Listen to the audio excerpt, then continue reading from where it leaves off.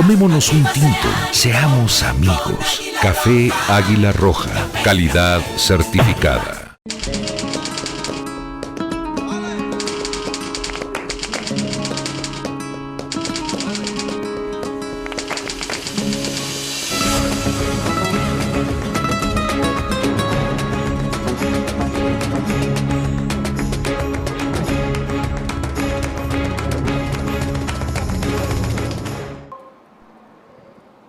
Muy buenas, una vez más estamos en el Canal 2, el canal de nuestra gente, y hoy tenemos más que un invitado especial, es un amigo de todos, es un representante de Dios en la tierra, sacerdote dominico, y que viene a tocar un tema que casi todos le sacamos el cuerpo a ese tema por temor, o al menos a mí me educaron al revés porque me dijeron, Dios da la vida y solo Dios la quita, y con el padre Samuel vamos a hablar sobre la eutanasia.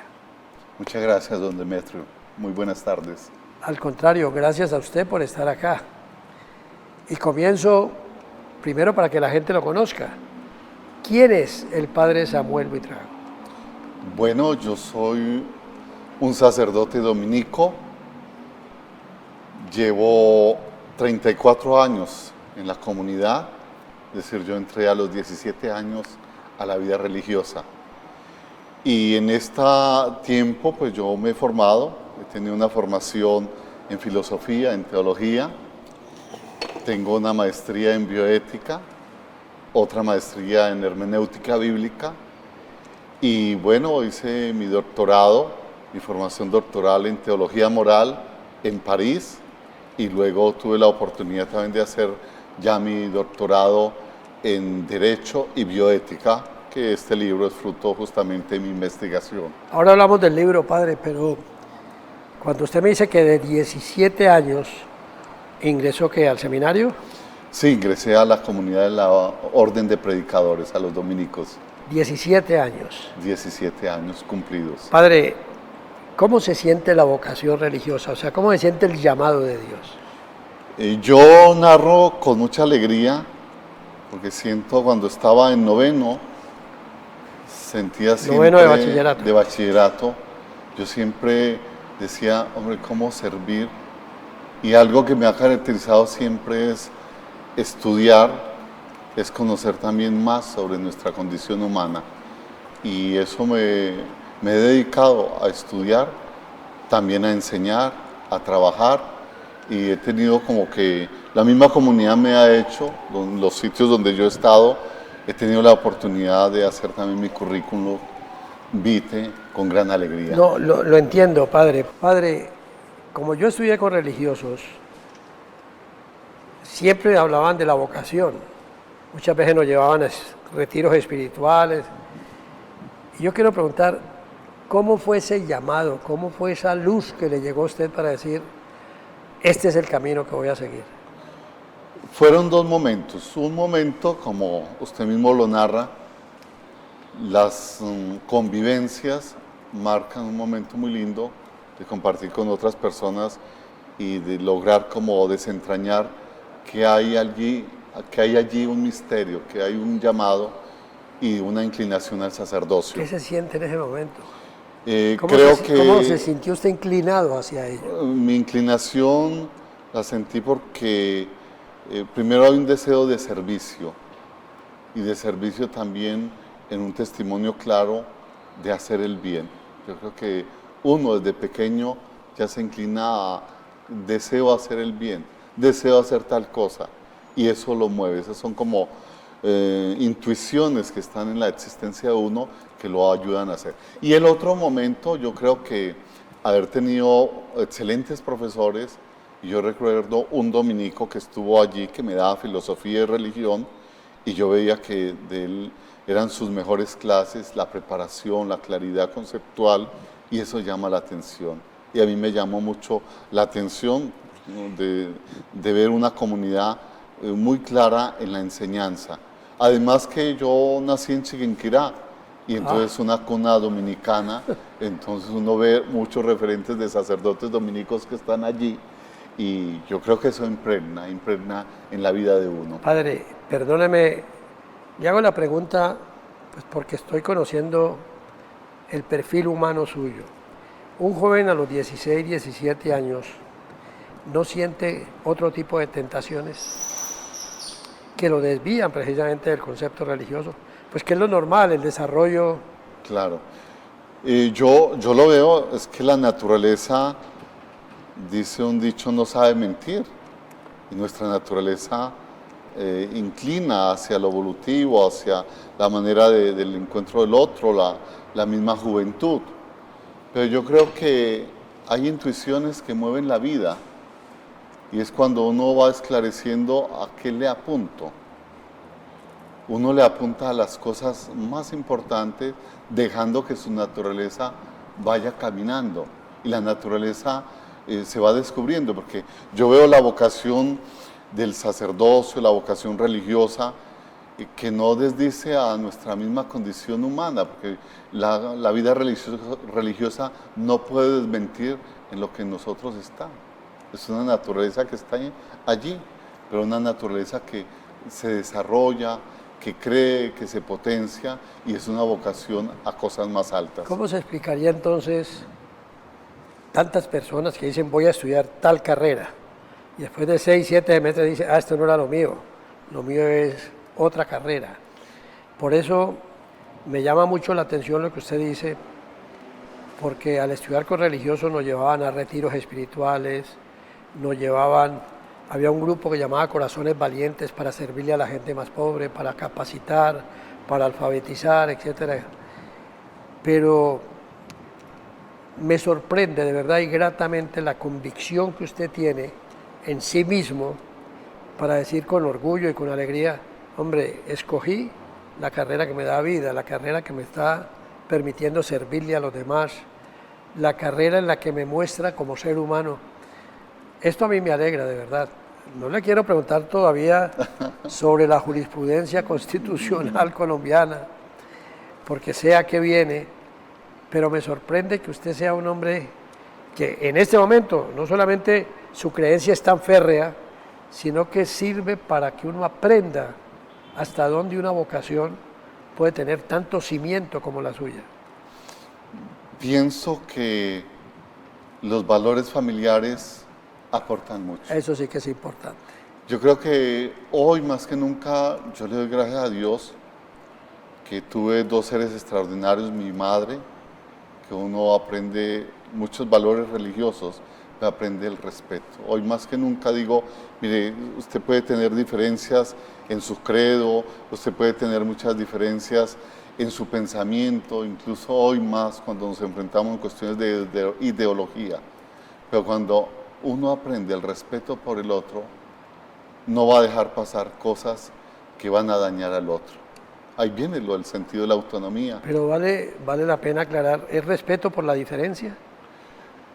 Cuando yo respeto al otro, diría Levinas, que es un pensador y que yo he reflexionado un poco más en estos últimos años, dice, es el otro quien me da mi propia existencia.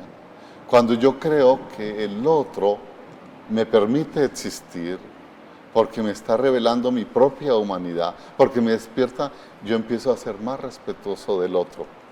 Cuando yo creo puedo tener todas mis convicciones y puedo pensar que es mi mundo el que es más importante que el otro. Aunque sea diferente de otro. Entonces, la diferencia me permite conocer, porque es que las diferencias las hemos montado hoy en día es a una cuestión de ideología.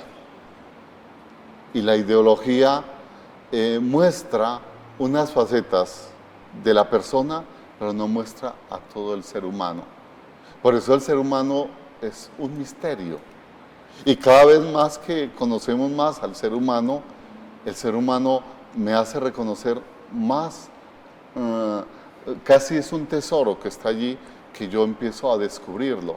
Por eso cuando escribí este libro, una de mis dificultades es, porque a veces uno empieza a tomar partido por una cosa o la otra, pero yo he notado que entre más uno conoce la propia antropología, por eso yo hablo de la antropología, es el conocimiento de la humanidad, más uno reconoce el respeto al otro, pero no es simplemente por unas cuestiones ideológicas, sino es el convencimiento de una existencia, y voy a ponerle aquí un poquito de fe, porque yo soy sacerdote, de una existencia que Dios te ha hecho, que te ha dado la vida, pero así también ha tenido Dios el regalarme a mí la vida, y la reconozco en el otro, y estoy valorando más mi vida.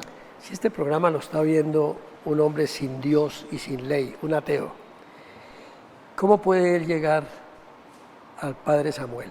Al menos acercarse en lo que el Padre Samuel piensa, vive y siente. Cuando hay diferencia de pensamiento, de creencias, incluso de valores culturales, yo tengo que abrir una puerta siempre del diálogo. Porque la diálogo vida, sin prevención alguna, ¿no? Sí, la vida pasa por la palabra, por la comunicación, la vida humana. Miren que la planta tiene su movimiento en el sitio, el animal tiene su locomoción y es desplazamiento y tiene un sentido también de instinto que preserva. Nosotros recibimos toda esa vida, pero en nuestra existencia está la razón, y la razón me hace o me genera la posibilidad del encuentro con el otro. Y tengo algo muy interesante, porque en mi libro incluso muchos no saben que yo soy sacerdote. Alguien que mira el libro dice... A ver, alguno de ustedes, muchachos, que me ayude con la cámara para enseñar el libro. ¿Me decía usted? Entonces, aquí aparece mi nombre, Samuel Forero.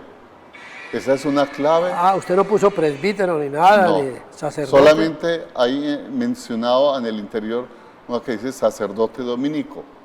De resto, ¿por qué? Porque uno creo que hay una plataforma linda de nuestra propia existencia que nos hace ya entrar en diálogo.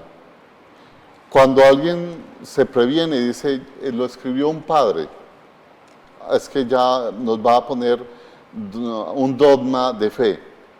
Entonces yo hago todo un trabajo a ejemplo de un gran hermano de nosotros, Santo Tomás de Aquino.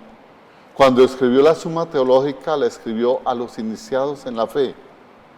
Pero él se dio cuenta también que había muchas personas que no estaban ni iniciados, ni tenían todo un camino, y por eso es la Suma contra Gentiles, es decir, con aquellos de libre pensamiento, aquellos que no creían, para, por medio de la razón, poder entrar y conocer también, y hasta llegar al conocimiento de Dios.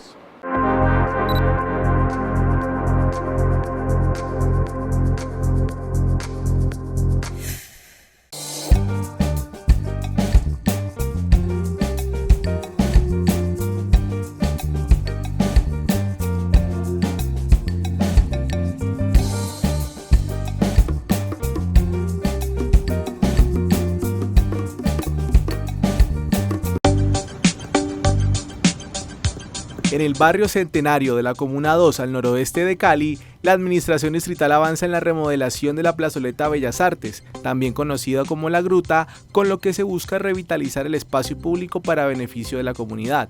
Me parece un trabajo excelente, debido a que hace mucho tiempo no se le hacía mantenimiento a estas obras, que continúe con estas inversiones que se le realiza a la ciudad, que las embellece muchísimo. Este espacio será un lugar de encuentro para artistas, estudiantes, residentes y visitantes, donde se podrán disfrutar de expresiones artísticas y culturales. Creo que es primera vez en el tiempo que llevo aquí, pues que le hacen un mantenimiento de ese nivel, ¿no? De levantar pisos, la piscina allá la desbarataron, le cambiaron el azulejo, está muy adelantado esa parte. Mejorando la conexión entre el centro y el norte de Cali, la alcaldía transforma el mobiliario urbano para crear un entorno acogedor y estéticamente agradable.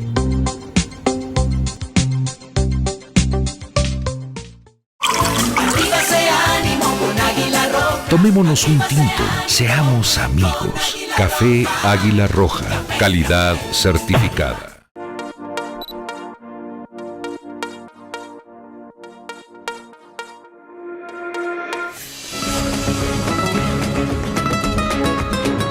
Padre Samuel,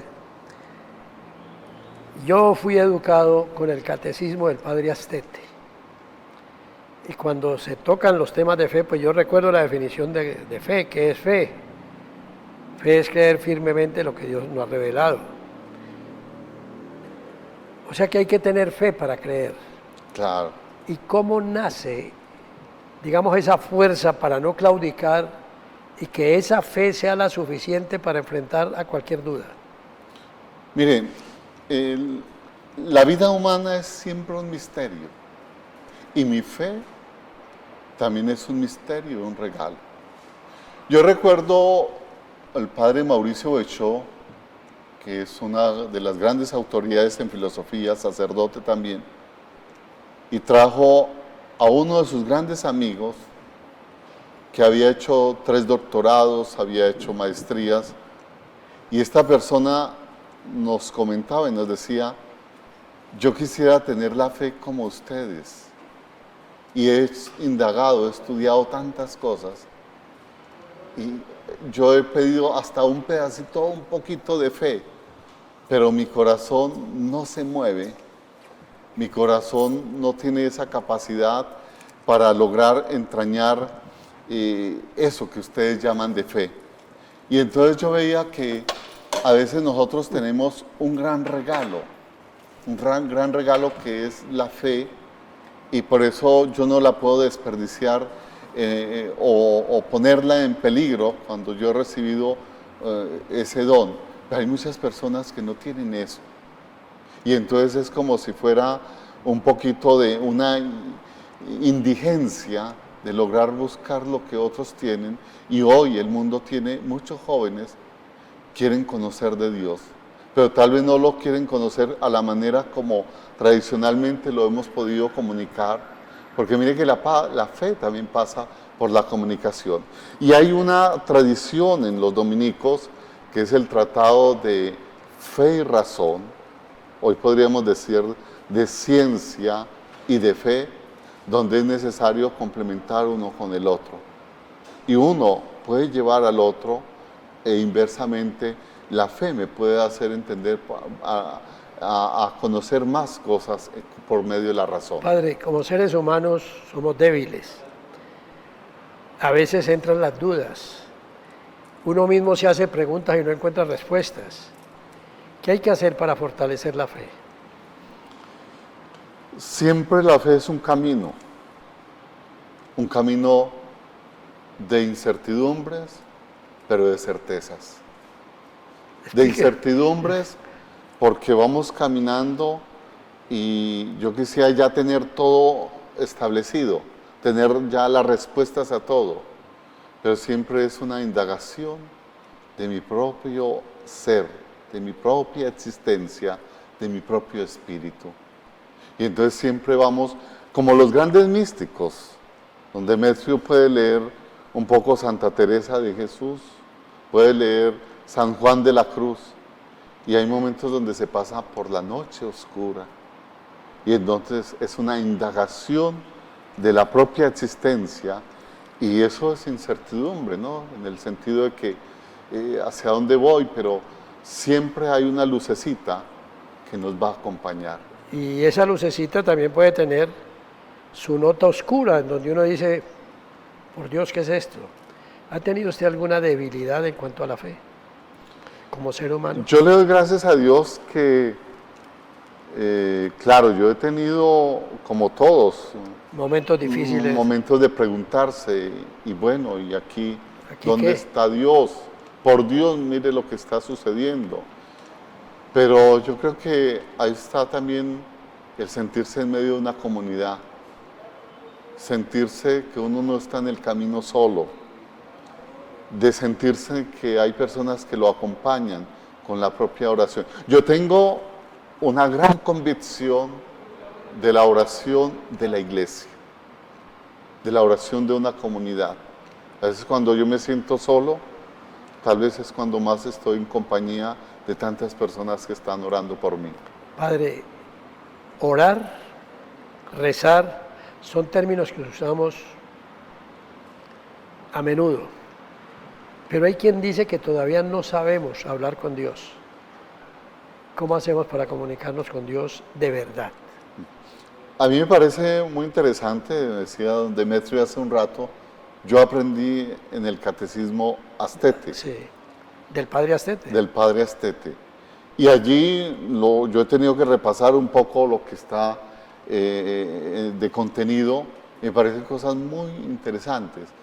Sin embargo, yo veo en el catecismo de la Iglesia Católica que el Papa San Juan Pablo II en el año 82 lo promulga, en el 92 lo promulga, y en la última parte aparece un tratado sobre la oración.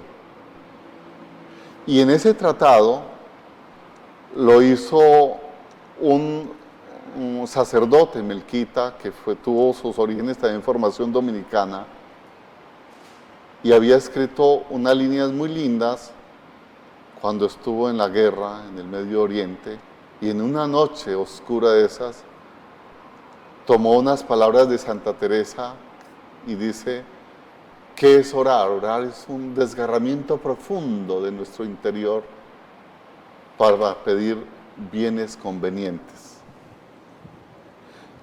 La oración pensamos que es inmediatamente rezar.